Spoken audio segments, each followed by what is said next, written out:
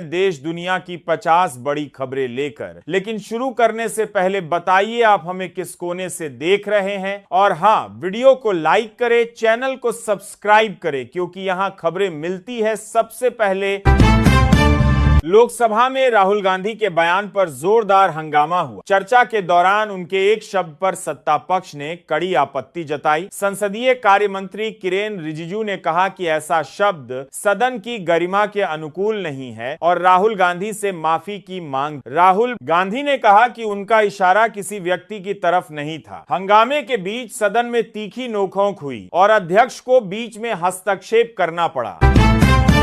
केंद्र सरकार ने पहली बार माना है कि E20 पेट्रोल के उपयोग से 2016 से पहले बनी BS3 गाड़ियों के कुछ रबर के पुर्जे और गैसकेट बदलने पड़ सकते हैं। हालांकि सरकार ने साफ कहा कि इंजन में किसी बदलाव की जरूरत नहीं होगी। मंत्री नितिन गडकरी ने बताया कि यह काम सामान्य सर्विस के दौरान आसानी से किया जा सकता है। सरकार का कहना है कि E20 पेट्रोल से गाड़ी के प्रदर्शन पर कोई बड़ा असर नहीं पाया गया है। संसद के मानसून सत्र में आज भी जोरदार हंगामा देखने को मिला। विपक्ष ने छात्र आंदोलन और पुलिस कार्रवाई का मुद्दा उठाकर सरकार को घेरा। इसके बीच सार्वजनिक परीक्षाओं से जुड़ा कागज लीक रोकने वाला संशोधन विधेयक लोकसभा में ध्वनि मत से पारित कर दिया। सरकार ने कहा कि नया कानून परीक्षा में गड़बड़ी करने वालों पर सख्त कार्रवाई सुनिश्चित करेगा। वहीं विपक्ष ने छात्रों के साथ न्याय और जवाबदेही की मांग दोहराई।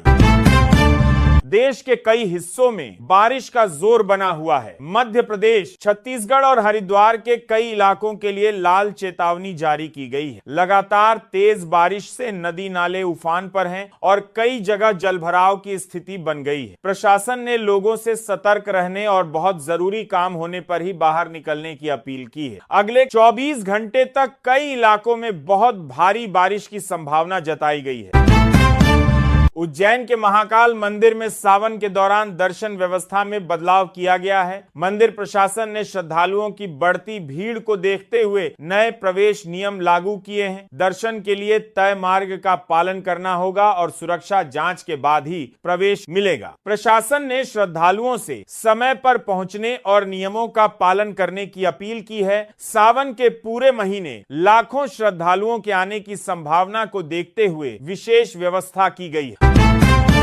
अमेरिका ने ईरान पर बड़ी हवाई कार्रवाई करते हुए कई सैन्य ठिकानों को निशाना बनाया। यह हमला जॉर्डन में अमेरिकी सैन्य ठिकानों पर ईरान की मिसाइल कार्रवाई के जवाब में किया गया। अमेरिका का कहना है कि कई सैन्य कमान केंद्र, मिसाइल और बिना चालक वाले विमान से जुड़े ठिकानों पर हमला हुआ। राष्ट्रपति डोनाल्ड ट्रंप ने कहा है कि अमेरिका अपनी सेना पर किसी भी हमले का कड़ा जवाब देगा। इस कार्रवाई के बाद पूरे पश्चिम एशिया में तनाव और बढ़ गया है।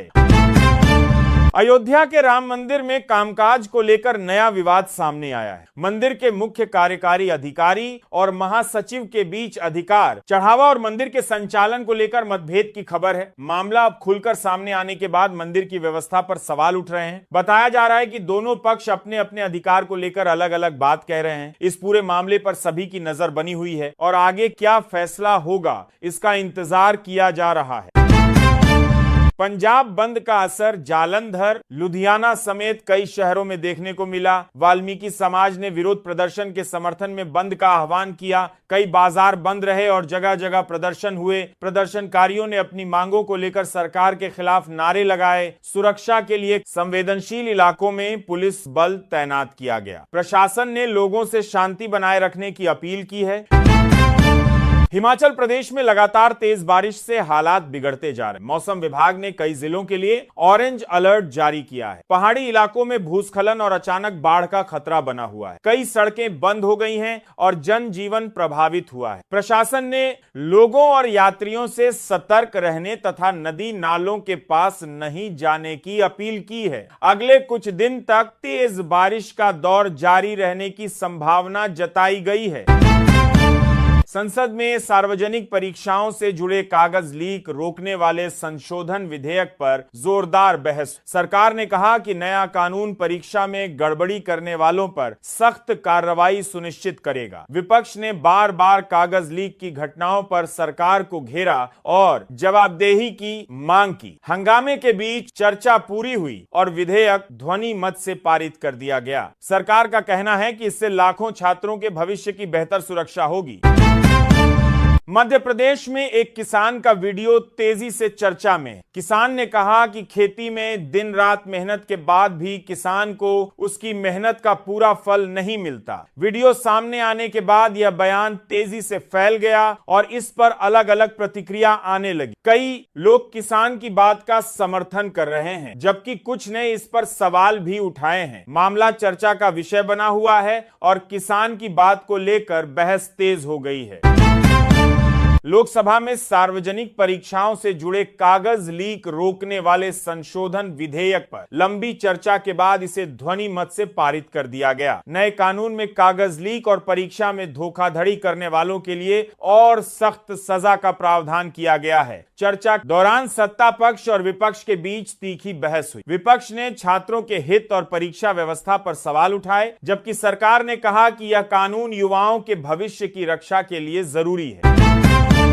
अभिनेत्री और सांसद कंगना रनौत के विवादित बयान पर अब राखी सावंत ने तीखी प्रतिक्रिया दी। राखी ने एक वीडियो जारी कर कंगना के बयान की कड़ी आलोचना की और कहा कि देश की बेटियों और युवाओं के बारे में इस तरह की बात करना ठीक नहीं है। इस बयान के बाद दोनों के बीच जुबानी टकराव तेज हो गया है। कंगना के बयान पर समाज और मनोरंजन जगत में लगातार अलग अलग प्रतिक्रिया सामने आ रही है। लोकसभा में कागज लीक रोकने से जुड़े विधेयक पर चर्चा के दौरान सांसद दीपेंद्र हुडा ने सरकार पर तीखा हमला बोला। उन्होंने कहा कि देश का शिक्षा तंत्र भरोसे के संकट से गुजर रहा है और बार बार कागज लीक होने से युवाओं का विश्वास टूट गया है। उन्होंने इस विधेयक को देर से उठाया गया कदम बताया और कहा कि युवाओं को न्याय, पारदर्शिता और सुरक्षित परीक्षा व्यवस्था मिलनी चाहिए। सरकार से इस मामले में ठोस कार्रवाई की मांग भी की गई।